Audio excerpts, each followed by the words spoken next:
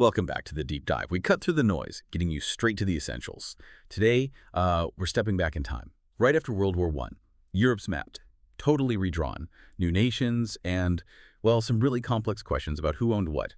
We're diving into a landmark case from 1925's a Permanent Court of International Justice, looking at certain German interests in Polish Upper Silesia.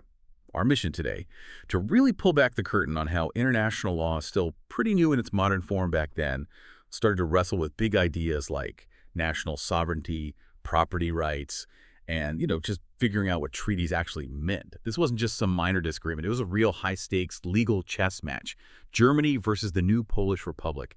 Think of this as your fast track to understanding how early international courts figured out when they even had the right to hear a case between countries. That's a fundamental question, right? Exactly. And what makes this deep dive so interesting is that Poland, well, their first move wasn't even about Germany's actual complaints. No, they went straight for the court's authority. They raised these things called preliminary objections.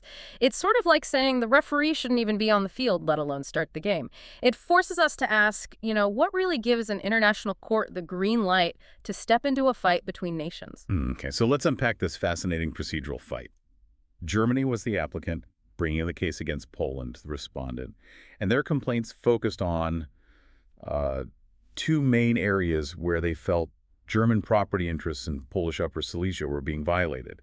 This region had just changed hands, remember? That's right. The first big one was a major industrial site, the Chorzow nitrate factory, hugely important economically. And the second, that involved a group of large farming estates. Germany basically said Poland's actions regarding both went against international treaties they'd both agreed to. And Poland's response was, well, pretty bold. Forget discussing the details. They just wanted the court out. They filed those preliminary objections, arguing the court either lacked jurisdiction, meaning, no legal power to decide, or the case just shouldn't be heard for other reasons. It was inadmissible, a real tactical play to shut it all down before it properly started. Right, let's get into the Chorzow factory. This is where it gets really interesting. So this factory, its construction started back in 1915, middle of the war.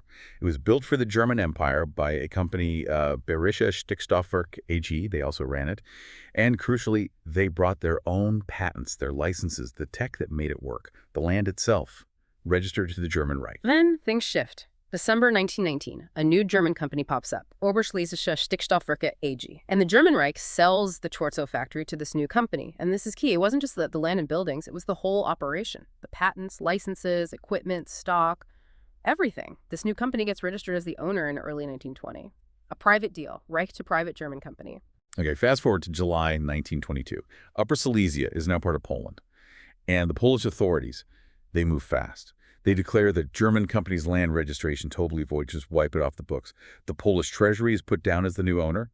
A Polish official literally walks in and takes over the factory, the equipment, those valuable patents, the works. A complete takeover. Poland's justification, mainly Article 256 of the Treaty of Versailles that dealt with state property changing hands plus their own domestic laws. Germany, though, was absolutely not having it. They cried foul. They argued this was an illegal liquidation, basically an unlawful seizure of private German property. They said it broke not just Versailles, but specifically Articles 6 to 22 of the Geneva Convention. That was a local treaty just for this region, meant to protect property rights, acquired rights specifically. Oh, okay. So Poland's core argument against the court having jurisdiction over Chorzow wasn't really denying something happened, but changing what kind of thing happened. They said, look, this isn't about German private property under the Geneva Convention. No, this involves Polish state property because that 1919 sale from the Reich to the German company, invalid from the start, unquote. If the sale was invalid, they argued, the property should have automatically gone to Poland as the successor state. Clever, right? Trying to reclassify the whole thing. It was very clever. And this is where the court's thinking gets really, really important. The court looked at Article 23 of the Geneva Convention and said, yes, this does give us jurisdiction for differences of opinion on how Articles 6 to 22 are interpreted and applied. And clearly, there was a difference of opinion here. Germany thought Poland's actions broke those rules. But the crucial part, the court looked beyond just the title deed for the land. It considered the undertaking as such, the whole factory. Not just the dirt, but the private patents, the licenses, the equipment, everything needed to make it run. That, the court said, fell under the protections in Article 6 and onwards of the Geneva Convention. It separated the entire functioning business from the baseline question of who originally owned the land under Versailles. They essentially said, We're looking at a complex business here, and those intangible assets are definitely private. So, if I'm getting this right, the court wasn't just deciding who owned the physical plot of land. It was ruling on whether Poland could just seize an entire functioning industrial operation, including all its intellectual property and know-how. That feels like a much more, I don't know, modern way of looking at property in international law, doesn't it? Precisely. It was quite groundbreaking for the time. It set a precedent for protecting these complex business entities, including their intangible assets, not just, straightforward real estate. And the court also made another important point. It said it could interpret other treaties, like Versailles, if doing that was necessary to figure out its own jurisdiction under the main treaty in question here, the Geneva Convention. It showed the court wasn't afraid to look at the bigger picture to do its job. Poland still had another trick up its sleeve, though. They tried to argue the case should be heard for a different reason, admissibility. They pointed out that the German company involved, Oberschlesische Stickstoff-Werke, had already started cases elsewhere, one before the Germano-Polish Mixed Arbitral Tribunal in Paris, and another in a local Polish court in Katowice. This is that legal idea of letus pendens, basically saying, hey, this issue is already being dealt with somewhere else, so this court should back off. It's a way to avoid conflicting judgments. Right, a common procedural hurdle. But the court looked closely and, well, dismissed it again. It reasoned that the cases were fundamentally different. The company's case was about getting restitution for the company. The German government's case before the PCIJ, that was about interpreting treaties between two countries, different goals, different parties. Plus, the courts themselves were different. The Mixed Arbitral Tribunal was a specific body set up after the war. The PCIJ was the top international court. Different mandates, different characters. The court said Article 23, Paragraph 2 of the Geneva Convention, which did mention the Mixed Arbitral Tribunal, was just clarifying separate areas of law, not blocking the PCIJ. A private company suing somewhere else doesn't stop a country from asking for treaty interpretation here. That's a really key distinction. It highlights that international law isn't just about companies or individuals. It's fundamentally about the rights and duties of states toward each other. Okay, let's switch gears now to the second big issue, those large agricultural estates. So in December 1924, Poland used its official gazette, the Monitor Polski, to tell several major German landowners, we intend to expropriate your large farms in Polish Upper Silesia. Yes, and we're talking about significant landowners here, people like Count Ballastrom, the Gischa's Urban Company, Prince Hohenlohe-Oringen, Prince Lichnowsky, even the city of Ratibor owned land, big holdings. Oh, and it's worth mentioning, one claim, concerning a Frau Hedwig Voigt, was withdrawn later because Poland eventually agreed she had the right to live there. So Germany challenged these notices too. They argued the notices themselves didn't follow the rules set out in the Geneva Convention, Articles 9, 12, 13, 17 specifically. Their arguments were pretty detailed, like some properties were mainly industrial, not farms. Some were too small, under 100 hectares. Or they argued the owners weren't German nationals anymore, or the companies owning them weren't controlled by Germans, basically trying to show they didn't fit the criteria for expropriation under the convention. Poland's defense here, it was simpler, comparatively. Against the court's jurisdiction for the estates, their main point was, look, we only sent a notice saying we intend to expropriate. We haven't actually done it yet. So they argued. The court wasn't competent yet. The German application was premature. Their logic was, nothing irreversible has happened. It's just a statement of intent. So there's no actual legal dispute for the court to resolve at this stage. That sounds plausible on the face of it. Why jump in before anything concrete happens? But the court, again, dug a bit deeper than the label notice. It did. The court ruled that the notification itself, which was something specifically covered by Article 15 and other articles of the Geneva Convention, was actually an act of applying those articles. It wasn't just a friendly heads up. It imposed, and I quote the judgment here, serious restrictions on rights of ownership, as outlined in Articles 16 and 20. Think about it. If you get that notice, can you easily sell your land, mortgage it, envelop it? Probably not. It immediately impacts the owner's rights.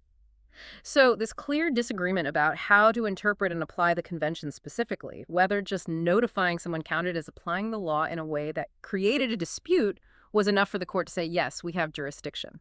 The act of notifying wasn't just talk. It had real legal bite. Wow.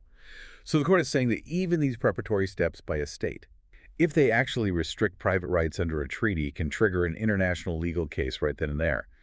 And what about the admissibility argument for the farms? Did Poland have better luck arguing litis pendens there? Nope. rejected again, for pretty much the same reasons as with Chortso. The court noted only a few of the affected owners had even started cases at the Mixed Arbitral Tribunal, and hardly any were actively ongoing.